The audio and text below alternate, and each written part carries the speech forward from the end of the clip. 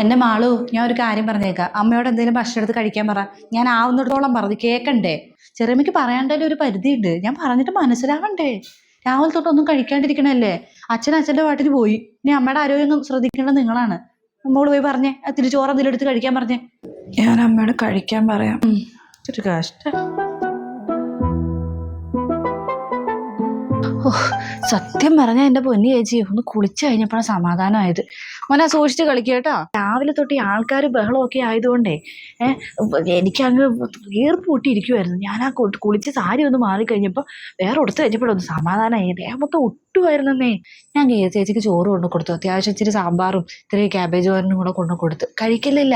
ആ തല പൊങ്ങുന്നില്ല എന്നാണ് പറയുന്നത് കട്ടിലിന്ന്. രാവിലെ തൊട്ട് ഒന്നും കഴിക്കാണ്ടിരിക്കുന്നില്ല. ഇന്നലെ രാത്രി കണ്ട് എന്തോ കഴിച്ചോ അതൊന്നും ദൈവത്തിനറിയാം. എന്തെങ്കിലും കഴിക്കണ്ടല്ലേ. ഇതൊരുമാതിരി കിടന്ന് കാണിക്കുന്നത്. ആ പിള്ളേർ ഓർത്തെങ്കിലും വല്ലതും കഴിക്കണ്ടല്ലേ. ഞാൻ എന്നിട്ട് ഇപ്പം അവളോട് പറഞ്ഞു, ആളിനോട് പറഞ്ഞു അമ്മയോട് എന്തെങ്കിലും എടുത്ത് കഴിക്കാൻ പറയാം. ഇത് എന്നാ ഉദ്ദേശിച്ചാ? ആരാശുപത്രി കൊണ്ടുപോകുന്ന വിചാരിച്ചതേ കിടന്ന് കാണിക്കുന്നേ. തുള്ളുന്ന് നമ്മളൊക്കെ തുള്ളാൻ നിന്നിട്ടാ കൂടുതൽ. ഞാൻ ഒരു കാര്യം പറയട്ടെ. വൈകുന്നേരം അടക്ക് കഴിഞ്ഞപ്പോൾ ചായയും ബന്നും ഉണ്ടായിരുന്നല്ലോ, ബിസ്ക്കറ്റും ഒക്കെ ഉണ്ടായിരുന്നു. ഞാൻ പറഞ്ഞു ഇച്ചിരി ചായയോ ബന്നോ ബിസ്ക്കറ്റോ നീ കഴിക്കാം. എവിടെ ഒന്നും കഴിച്ചില്ല, അവിടെ ഇരുന്നു. പിന്നെ അല്ലാണ്ട് നമ്മൾ പറയണേലൊരു ഇതില്ലേ. എടി നിനക്ക് തോന്നുന്നുണ്ട് അവൾക്ക് അത്രയും സങ്കടം ഉണ്ടെന്ന്? എവിടെന്ന്? ഒരു സങ്കടവും ഇല്ല. എടി ഞാൻ ഒരു കാര്യം പറയട്ടെ. ഒരു ഭർത്താവ് മരിച്ച ഭാര്യമാർ ഇങ്ങനെയാണോ കാണിക്കുന്നത്? കണ്ണീന്നൊരു കണ്ണീര് വന്നിട്ടില്ല. സത്യവാന്നേ. എന്നോടേ നമ്മുടെ മറ്റേ തെക്കേപ്പുറത്തെ ചെറിയമ്മായി ഇല്ലേ, പുള്ളിക്കാരി ചോദിച്ചു എന്നാ ഗീതയ്ക്ക് ഒരു കരച്ചിലും ഇല്ല, ഇതൊന്നും ഇല്ലാണ്ടിരിക്കണേന്ന്. ഒരു സങ്കടമൊന്നും ഇല്ല, ഭർത്താവ് മരിച്ചിട്ടെന്നാ ഇങ്ങനെ മരം പോലെ ഇരിക്കണേന്ന്. ഞാനും അത് ആലോചിച്ചേ. കണ്ണീരെന്ന് പറഞ്ഞ സാധനം ഉണ്ടായിട്ടില്ല.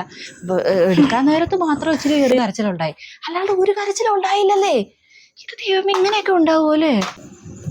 ഇത് കരച്ചിലൊന്നും ഇല്ലെന്നേ, വലിയ വിഷമമൊന്നും ഇല്ല. കാര്യം കടവും ബാധ്യതയൊക്കെ ഉണ്ടെങ്കിലും പോയി കഴിഞ്ഞിട്ട് സമാധാനമായില്ലേ. അമ്മയും മക്കൾക്ക് ഒരു സുഖമായിട്ട് ജീവിക്കാം എല്ലാവരും. എന്നിട്ട് ഇപ്പം കടന്ന് ഈ പ്രഹസനം കാണിക്കേണ്ട വല്ല കാര്യമുണ്ടോ? ആരോട് പറയാനാ?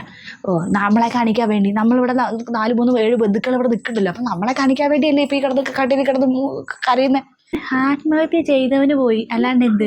ഇവരൊക്കെ സുഖമായിട്ട് ജീവിക്കും. മറ്റേ വടക്കേത്തൊന്നും ആരും വന്നില്ലല്ലോ, ആരെയും കണ്ടില്ല. ഇനിയിപ്പോൾ ആണുങ്ങൾ ആരെയും വന്നോന്ന് ഞാൻ ശ്രദ്ധിച്ചില്ല കേട്ടോ. അത് ഇനിയിപ്പോൾ ചേട്ടനോട് ചോദിക്കണം. ശരിയാ കേട്ടോ, ആണുങ്ങളെ ഞാൻ കണ്ടില്ല. പെണ്ണുങ്ങൾ ആരും വന്നില്ല കേട്ടോ. പെണ്ണുങ്ങൾ ആരെയും കണ്ടില്ല. നമ്മൾ അവിടെ എന്തെങ്കിലും ആവശ്യമുള്ളപ്പോൾ നമ്മൾ പോകാറുള്ളതല്ലേ. ഇതുപോലെ ഇപ്പം എന്നായിരുന്നു 6 മാസം മുന്നേ കണ്ടല്ലായിരുന്നു അവിടുത്തെ ഒരു അമ്മവും മരിച്ചിട്ട്. മറ്റേ അമ്മവും മരിച്ചിട്ട് നമ്മളെല്ലാവരും കൂടെ വണ്ടി വിളിച്ച് പോയല്ലേ. ഇവിടെ ഒരു ആവശ്യം കഴിഞ്ഞപ്പോൾ അവിടെ ആരും കണ്ടില്ല. ഇതൊക്കെ ഉള്ളന്നേ. നമ്മൾ കാണിക്കുന്ന ആത്മാർത്ഥയൊന്നും ഇങ്ങോട്ട് ആരും കാണിക്കത്തില്ല. ഇനി അവിടെ എന്തെങ്കിലും ഉണ്ടെങ്കിൽ ഞാനില്ല കേട്ടോ. നീന്നല്ല, ഇനി ആരും പോകുന്നില്ല. ഇവിടുത്തെ ഇനി ഒരാളും അവിടെ ഒരു ആവശ്യം വന്നാൽ പോകത്തില്ല. അത്രേ ഉള്ളൂ. പോണ്ട ഇനി ആവശ്യമില്ല. ഇങ്ങോട്ടില്ലാത്തത് അങ്ങോട്ടും വേണ്ട. ആരും കുടുംബക്കാരൊക്കെയാണ്. മുല്ലയിപ്പോൾ തെറിച്ചപ്പോഴുള്ള ബന്ധമൊക്കെ ആയിരിക്കും എന്ന് പറഞ്ഞ് നമ്മളിതിനെ പോകാൻ നിൽക്കണം. അതിൻ്റെ ആവശ്യമൊന്നുമില്ല. വേണ്ട. നമുക്കെന്നാ ഭക്ഷണം കഴിക്കാമല്ലേ. അവർ കഴിക്കണമെന്ന് നോക്കിക്കൊണ്ടിരുന്നാൽ നടക്കുകയില്ല. വിശന്നിട്ടാണെങ്കിൽ എനിക്ക് കണ്ണ് കാണുന്നില്ല. നമുക്ക് എന്തെങ്കിലും കഴിക്കാം. ഇനിയിപ്പോൾ ഇവരെയൊക്കെ നോക്കിയിരുന്നിട്ട് എന്താ കാര്യം? ഇപ്പം അവർ കഴിക്കാണ്ടിരിക്കുകയായിട്ട് അവർ കഴിച്ചില്ല എന്ന് പറഞ്ഞിട്ട് നമുക്ക് കഴിക്കാണ്ടിരിക്കാൻ പറ്റും? എനിക്ക് ചോറിൻ്റെ മരുന്ന് കഴിക്കണ്ടേ? കഴിയും. ക്യാബേജ് ചെറുതായിട്ട് വളിച്ചു കേട്ടോ.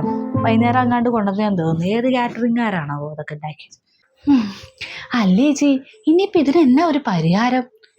എന്നാലും ഈ രാഘവേട്ടന് ഇത്രയും പൊട്ടബുദ്ധി തോന്നിയല്ലോ. ഇത്രയും ലക്ഷം രൂപയുടെ കടം.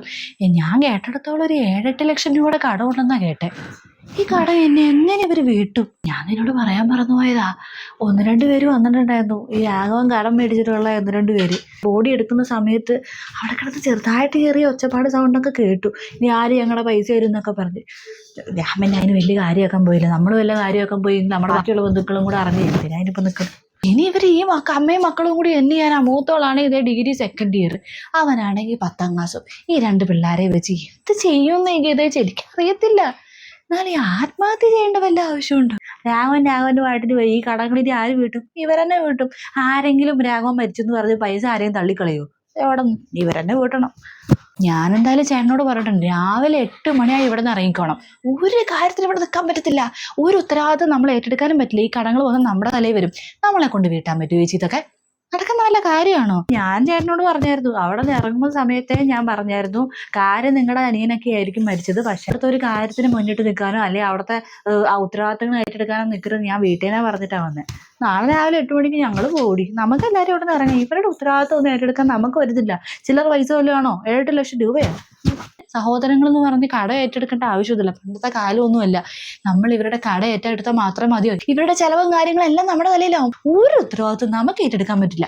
ഇനി ആ പിള്ളേരെ നോക്കണം, ആ പെണ്ണിനെ ഒരു 4 കൊല്ലം കഴിഞ്ഞാൽ ആ പെണ്ണിനെ കെട്ടിക്കണം. ആ പെണ്ണിനെ കെട്ടിക്കാൻ നമ്മുടെ വല്ല പൈസ ഉണ്ടോ? നമ്മുടെ പിള്ളേരെ കെട്ടിക്കാൻ ഒന്നിനും നമുക്ക് വഴിയില്ല. അപ്പോൾ ആ പെണ്ണിനെ പിന്നെ ആ ചെറുക്കൻ്റെ പഠിത്തം എന്തൊക്കെ കാര്യങ്ങൾ കിടക്കുന്നു. പിന്നെ നമ്മൾ എന്തിനായാലും നിൽക്കുന്നേ? അവരായി അവരുടെ പാടായി, അവരെങ്ങനെ ജീവിക്കാണ്ടിരിക്കുമോ എന്ത് വേണേലും ചെയ്യട്ടെ. നാളെ രാവിലെ ഇവിടുത്തെ സ്ഥലം വിടുക, അത്രേ ഉള്ളൂ. അതിൻ്റെയൊക്കെ ആവശ്യമുള്ളൂ. പിന്നെ അല്ലാണ്ട്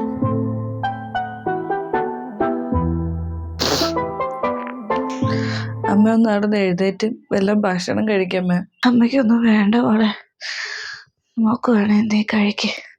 അമ്മ ഇങ്ങനെ ഒന്നും ഇറങ്ങത്തില്ല. ഞാൻ അമ്മയും കൂടെ തുടങ്ങാനാണോ? അച്ഛൻ്റെ കാര്യം നോക്കി അച്ഛൻ പോയി. ഇനി അമ്മയ്ക്കും വയ്യ വരുത്തി ഇനി ആശുപത്രിയിലേക്ക് കൊണ്ടുപോകേണ്ടിയാണ് അമ്മയെ കിടന്ന് കാണിക്കണേ. വയ്യാളുടെ ആവില്ല അറിയാതിട്ടല്ല. എല്ലാവരെയും സമയത്ത് അച്ഛൻ നമ്മുടെ കൂടെ ഉണ്ടായിരുന്നു. ഇന്ന് പോയി. നമ്മളെ കുറിച്ചൊന്നും ആലോചിക്കാണ്ട് അച്ഛൻ പോയില്ലേ. എന്നെ അനിയനെ ഓർത്തെങ്കിലും അമ്മ ഭക്ഷണം കഴിക്കേ. ചെറിയമ്മയും വല്യമ്മയൊക്കെ എന്തേ മോളെ? ബന്ധുക്കള് എല്ലാവരും ഉണ്ട്. നാളെ രാവിലെ ആവാൻ വേണ്ടി കാത്തിരിക്കുക എല്ലാവരും. അച്ഛനെന്തായാലും കുറെ കടവും കാര്യങ്ങളും ഉണ്ടാക്കി വെച്ചിട്ടല്ലേ രക്ഷപ്പെട്ടു പോയത്. അതൊക്കെ അവരുടെ തലയിലാവുമെന്ന് പേടിച്ചേ ഇപ്പൊ തന്നെ ചർച്ചയൊക്കെ തുടങ്ങി. രാവിലെ തന്നെ സ്ഥലം വിടണത്.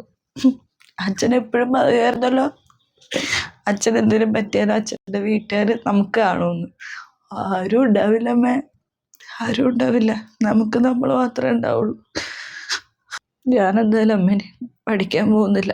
ഇത് എന്തേ പറയണേ? എന്നെ പഠിപ്പിക്കണമെന്ന് അച്ഛന് വലിയ ആഗ്രഹമായിരുന്നു. ഡിഗ്രി സെക്കൻഡ് ഇയർ അല്ലേ ആയുള്ളൂ. ഡിഗ്രി കംപ്ലീറ്റ് ചെയ്യണമെന്നുണ്ടായിരുന്നു. പക്ഷെ വേണ്ട. ഇനി അതിന് നിന്ന് കഴിഞ്ഞാൽ നമ്മളും അച്ഛൻ്റെ മാർഗം സ്വീകരിക്കേണ്ടി വരും. ആത്മഹത്യ വേണ്ട. അവനെ പഠിപ്പിക്കണം. അവനിപ്പോൾ 10ാം ക്ലാസ് അല്ലേ. അവനെ പഠിപ്പിക്കണം. പഠിപ്പിച്ച് വളർത്തി വലുതാക്കി അവന് നല്ല ജോലി കിട്ടണം. നമുക്ക് നമ്മുടെ കടങ്ങൾ ഓരോന്നായിട്ട് വീട്ടണം. ഞാനെന്തായാലും 2 ദിവസം കഴിഞ്ഞ് ജോലിക്ക് അപേക്ഷിക്കാൻ പോവാ. എവിടെയെങ്കിലും എന്തെങ്കിലും ചെറിയ ജോലിക്കാണെങ്കിൽ പോയി ഇവിടെ വീട് മുന്നോട്ട് പോകണ്ടേ.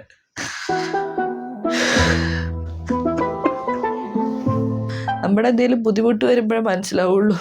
നമ്മളെ അത്രയും നാൾ നമ്മളെ സ്നേഹിച്ചുകൊണ്ടിരുന്ന ബന്ധുക്കളോ കൂട്ടുകാരോ ആരും ഉണ്ടാവില്ല. നമ്മുടെ കഷ്ടകാലത്ത് നമ്മൾ മാത്രമേ ഉണ്ടാവുള്ളൂ, ആരും ഉണ്ടാവില്ല. എന്നെ അനിയനെ ഓർത്തെങ്കിലും അമ്മ ഭക്ഷണം എടുത്ത് കഴിക്കും. അമ്മയുടെ ആരോഗ്യം കൂടെ കളയല്ലേ. ഞാൻ ചോറെടുത്തോണ്ട് വരാം, അമ്മ കഴിക്കേ, എണീറ്റിരിക്കേ. അച്ഛൻ പോയി. ഇനി അച്ഛനെ ഓർത്ത് കളഞ്ഞിട്ട് എന്താ കാര്യം? പോയി പോയി.